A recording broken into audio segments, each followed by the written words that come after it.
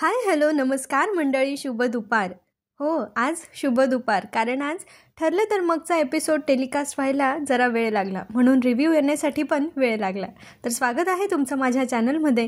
आणि ठरलं तर मगच्या 3 मार्चच्या एपिसोडमध्ये काय झालं माहिती आहे का? चला सांगते. सुरुवात होते सुभेदारांच्या आवडत्या डायनिंग टेबलपासून, आणि तिथे आता बसलेत कल्पनाताई आणि प्रतापराव. कल्पनाताई चिंतेत दिसल्यामुळे प्रतापराव त्यांना विचारतात, कल्पना कसला विचार करतेस? तर कल्पनाताई सांगतात की मी रविराज भाऊंचा विचार करते. नाही, मला मान्य आहे की तुम्ही सांगितले आपण त्यांना वेळ देऊया, पण एकीकडे असं पण वाटतंय की आपण ते तुटेपर्यंत ताणायलाही नको. आता ह्या बोलण्यावर प्रतापराव जरा सहमत होतात आणि ते म्हणतात, हो, नाती अशीच वाढत नाही, त्यांना व्यवस्थित खतपाणी घालावं लागतं, त्यांची नीट मशागत करावी लागते, आणि आपल्या नात्यांची काळजी घेण्यात कसलाही कमीपणा नाही. तर मग कल्पनाताई म्हणतात, आपण लगेच निघूया का, त्यांच्याशी बोलायला जाऊया? त्यावर प्रतापरावही हो म्हणतात आणि ते म्हणतात, चल, त्यानिमित्ताने रविराजला कळेल तरी तो आपल्यासाठी किती महत्त्वाचा आहे ते. आणि ते दोघं किल्लेदारांकडे जायला निघतात. सायलीला मनातल्या मनात आनंद होत असतो आणि ती किचनमधून साखरेच्या डब्यातून छोट्याशा वाटीत साखर घेते आणि तिच्या रूममध्ये असलेल्या गणपती बाप्पाकडे ती देवापुढे साखर ठेवायला जाते आणि बाप्पाला प्रार्थना करून सांगत असते की कळत न कळत ह्या लोकांमध्ये माझ्यामुळे दुरावा निर्माण झालाय, तर त्यांच्यातला हा दुरावा लवकर संपू देत, आणि म्हणून ती देवाला नमस्कार करते. आता दुसरीकडे आपल्याला बघायला मिळतं की प्रतिमा आत्यांनी त्यांची आवड इथे जोपासली आहे. आता हळूहळू त्या त्यांच्या पूर्ववत प्रतिमा आत्यांसारख्या वागायला लागल्यात आणि एका रिकाम्या फ्लॉवर पॉटमध्ये ते छानपैकी सुंदर असे गुलाबाची फुलं सजवून ठेवत असतात. वेगवेगळ्या रंगांची फुलं सजवताना प्रतिमा आत्या स्वतः मनात खूप खुश असतात, पण त्यांचं हे सुख आणि हे चेहऱ्यावरचं हसू प्रियाला काही बघवत नाही. ती दाराजवळ उभं राहून प्रतिमा आत्यांची गंमत बघत असते आणि म्हणते की माझं लग्न मोडून ही बाई तर खुश आहे, पण मी तुझ्या आयुष्यात फुलं नाही येऊ देणार प्रतिमा, कारण तू माझ्या आयुष्यातला सगळ्यात मोठा काटा आहेस. आता प्रतिमा आत्या इथे छानपैकी फ्लॉवर पॉट सजवून आतल्या खोलीत निघून जातात. तेव्हा प्रिया त्या फ्लॉवर पॉटमधली सगळी फुलं काढून तिथे काटेरी फांद्या पुन्हा टाकून देते. आता प्रतिमा आत्या थोड्या वेळाने खोलीच्या बाहेर येतात आणि तेव्हा त्या बघतात आणि त्यांना धक्का बसतो की मगाशी मी हा फ्लॉवर पॉट इतका सुंदर सजवला होता आणि आता इथे काटेरी फांद्या कशा आल्या? त्यावर त्या म्हणतात, हे काय? मग तेव्हा तन्वी विचारते, म्हणजे प्रिया, ती बोलते की काय झालं आई तुला? तेव्हा त्या म्हणतात की अगं, मी इथे मगाशी सुंदर बागेतली छान फुलं आणून इथे फ्लॉवर पॉट सजवला होता, पण मग फुलं गेली कुठे? आणि त्या घाबरलेल्या असतात. तर प्रिया आता त्यांचा घाबरलेल्यापणाचा गैरफायदा घेते आणि म्हणते, अगं नाही, मगासपासून तर इथे या काटेरी फांद्याच आहे. अच्छा, मी तेच म्हणते की घरात या काटेरी फांद्या आणल्या कोणी? आणि मग ती अजून घाबरलेल्या प्रतिमा आत्याला अजून जास्त घाबरवत संधीचा फायदा घेत म्हणते, अगं आई, तू जास्त काळजी करू नको, हा तुझ्या गोळ्यांचा साईड इफेक्ट असेल. अगं, म्हणजे तिने ना आता पूर्ण प्रतिमा आत्याचा ब्रेन वॉश करणं लावलं आहे की त्यांचा जो कॉन्फिडन्स वाढत चालला होता ना, आता त्या पुन्हा अंडर कॉन्फिडन्स जाणार आहेत. ती आता त्यांना परत आठवून देते की तुला आठवतं का, परवाच्या दिवशी पण तू उपमा केला होता, असं तुला वाटलं होतं फक्त, पण तू उपमा केलाच नव्हता. तसंच आता पण झालंय, तुला असं वाटलं की तू फुलं गोळा केली आहेस, पण खरं तर तू काटेरी फांद्या गोळा केल्या आहेत. आणि आता ह्या सगळ्या गोष्टींनी प्रतिमा आत्याचं डोकं मात्र चक्रावून जातं आणि त्या डोक्याला हात लावून बसलेल्या असतात. तितक्यात दारावर कल्पनाताई आणि प्रतापराव येतात. जसं ते मगाशी म्हटले होते, ते रविराजांना भेटायला येणार होते म्हणून. आता ते आले आणि त्यांना बसायलाही कोणी सांगितलं नाही. प्रतिमा आत्या जरा तिच्याच विचारामध्ये, गहन विचारामध्ये थोडा वेळ बुडालेली असते, त्याच्यामुळे त्यांना कळत नाही की कल्पनाताई आणि प्रतापराव घरी आलेत. पण प्रिया बोलते, अरे मामा मामी, तुम्ही असे अचानक? आणि त्यांना मग ती या म्हणते, ते बसवते वगैरे. पण प्रतिमा आत्याला असं घाबरलेलं बघून ते दोघं तिला विचारतात की तुम्ही ठीक आहात ना? तेव्हा प्रतिमा आत्या हो म्हणून सांगतात, हो, मी ठीक आहे. प्रतापराव म्हणतात की सॉरी, आम्ही अचानक न कळवता आलो. तर प्रिया पुन्हा चोंबडेपणा करत मध्ये म्हणते, काय रे मामा, हे तुझंच तर घर आहे. प्रतापराव म्हणतात की ॲक्च्युली आम्हाला रविराजांशी बोलायचं होतं. आपल्या दोन्ही घरांमध्ये जो दुरावा निर्माण झाला आहे तो दूर करण्यासाठी कोणीतरी प्रयत्न करायलाच हवे ना.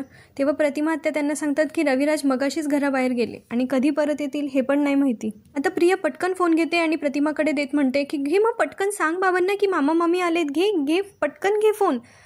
काय ना, आईला आता हल्ली एवढं पण सुचत नाही, असं म्हणत ती पुन्हा प्रतिमा आत्याचा कॉन्फिडन्स डाऊन करते. आता प्रतिमा आत्यांनी रविराज सरांना फोन केला आणि त्या बोलत असतात की अहो, कुठे आहात तुम्ही? इकडे घरी प्रतापराव आणि कल्पना आलेत, तुम्हाला भेटायचं आहे त्यांना, कधी येत आहे तुम्ही? पण मग तेवढ्यात प्रतिमा आत्याचा जरा चेहरा पडतो. आता त्यांनी दुसरा सीन आपल्याला दाखवला आहे. दुसऱ्या सीनमध्ये अर्जुनला आता जोशी वकील सापडले आणि पुन्हा जोशी वकिलांची राहिली सोयली खरडपट्टी अर्जुन आता परत काढणार आहे. आता तो जोशी वकील त्यांना सांगतायत, आता जोशी वकील अर्जुनला सांगत असतात की अहो तो महिपत किती तो हातून माझ्या मागे लागला आहे हो, मी तर त्याचे आता सध्या कॉलसुद्धा घेत नाही आहे, मी असं किती दिवस लपून राहू. आता अर्जुनला खटकतं. तो म्हणतो तुम्ही त्याचे कॉल्स का घेत नाही आहे. तर जोशी वकील म्हणतात आता मी तुमच्याकडे केस दिली आहे हे महिपतला कळू द्यायचं नाही आहे ना. तर अर्जुन म्हणतो हो सांगायचं नाही आहे आपल्याला महिपतला, पण तुम्ही असे कॉल्स नाही घेतले तर त्याला कळणार आहे ना, त्याच्याशी बोलायचं नाही, त्याचे फोन घ्यायचे नाही, असं सांगितलं होतं का मी तुला, असं म्हणून अर्जुन जोशी वकिलाला आता झापत असतो.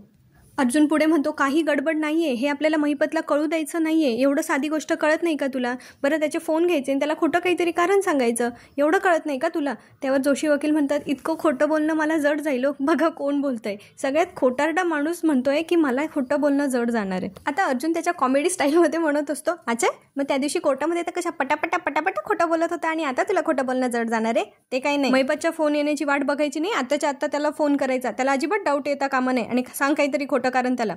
जोशी वकील अजूनही महिपत आणि अर्जुनच्या देशातमध्ये त्यामुळे त्याला आता कळत नाही पुढे काय करायचं. तो शांत बसलाय, काय फोनच लावत नाहीये. तर अर्जुन आता पुन्हा त्याच्याकडे रागत बघतो, लावतोयस ना फोन की नाही. आणि मग अर्जुन त्याला मारण्यासाठी सीट बेल्ट काढतो, पण तो म्हणतो हो लावतोय.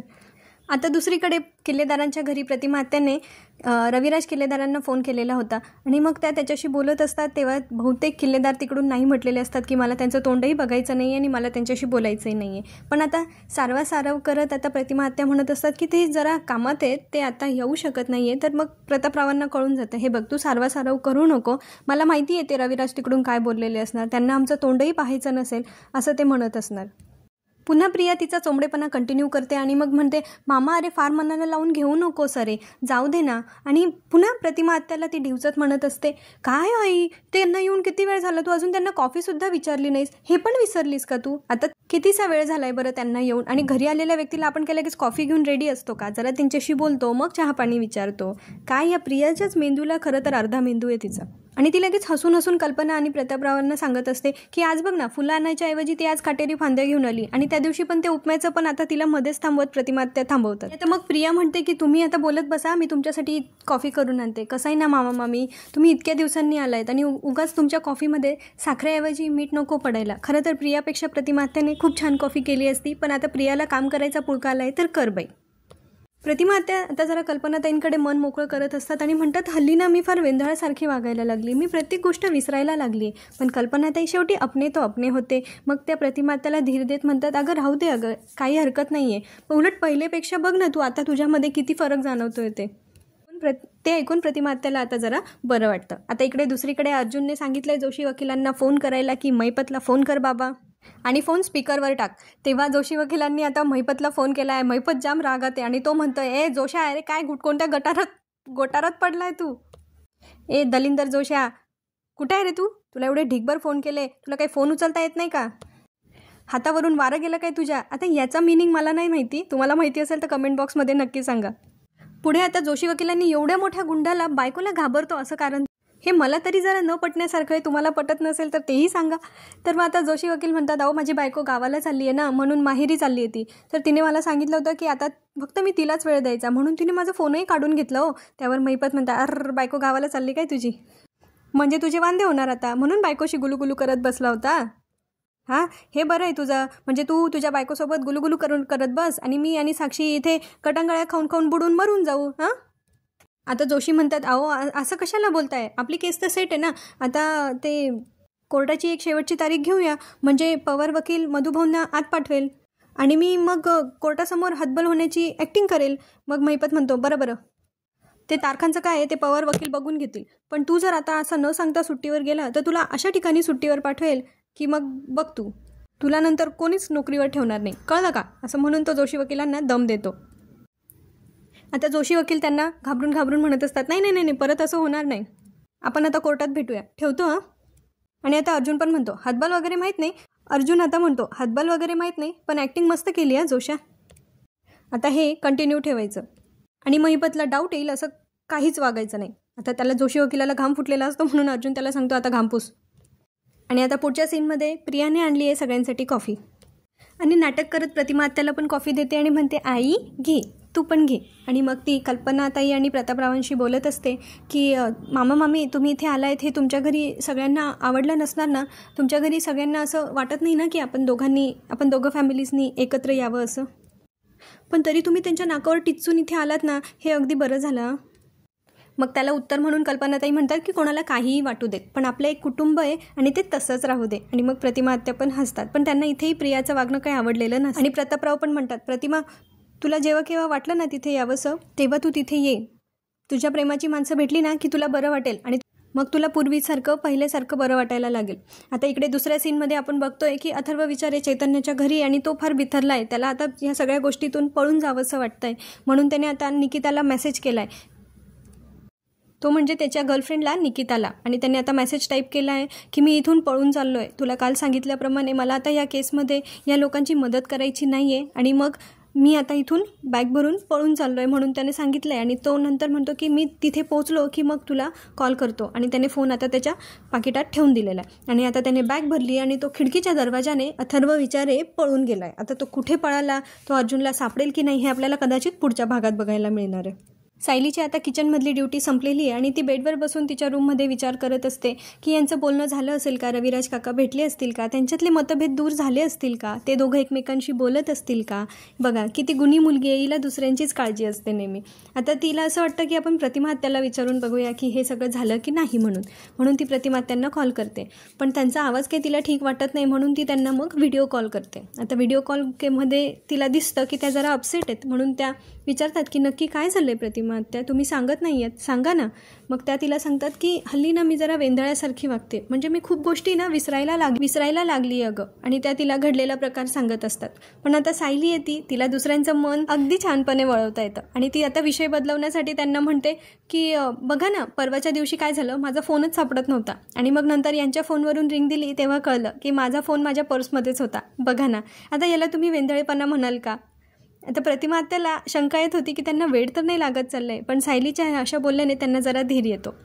आणि मग त्या म्हणतात तुझ्याशी बोलून बरं वाटतंय सायली, नाहीतर मला असं वाटत होतं की मला वेळ लागतंय.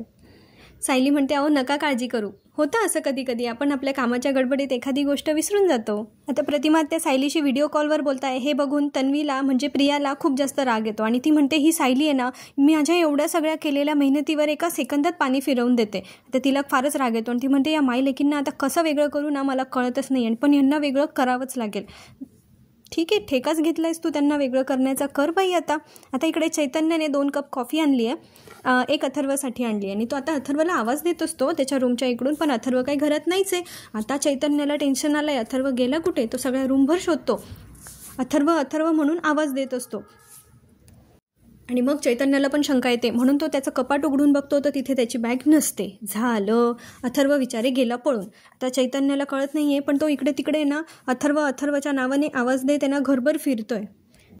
तेवढ्यात तिथे अर्जुन येतो आणि चैतन्य अर्जुनला सांगतो की अथर्व मला कुठेच सापडत नाही आहे. अर्जुन म्हणतो तू नीट घरभर शोधलंस का, तर चैतन्य म्हणतो अहो केवढंसं घर आहे माझं की तो सापडणार नाही, असं शोधलं मी सगळीकडे पण तू कुठेच दिसत नाही आहे. आता त्या दोघांना डाऊट आलाय की नक्कीच हा पळून गेलाय. पण तरी अर्जुन चैतन्याला सांगतो की तू आता इथेच थांब, आणि अर्जुन जरा वेळ बाहेर बघण्यासाठी जातो, त्याला आसपास जरा शोधायला जातो पण तो कुठेही मिळत नाही. त्यानंतर अर्जुन आतमध्ये येतो आणि म्हणतो की फोन कर त्याला, तुझ्याकडे नंबर आहे ना, अजून दुसरा काही नंबर आहे का, तुझ्याशी काही त्याचं बोलणं झालं होतं का. तेव्हा तो म्हणतो की नाही, बाकी इतर काही बोलणं झालं नव्हतं, आणि त्याचा नंबर असतो चैतन्याकडे. चैतन्य त्याला फोन करतो पण तो काही फोन त्याचा लागत नाही. तर मग चैतन्य म्हणतो अर्जुन अरे त्याने मला ब्लॉक केलं आहे आणि तो स्वतःहून इथून निघून गेला आहे, म्हणजे कदाचित त्याला आपल्याला मदत करायची नाही आणि या केसपासून लांब जाण्यासाठी तो इथून निघून गेला आहे.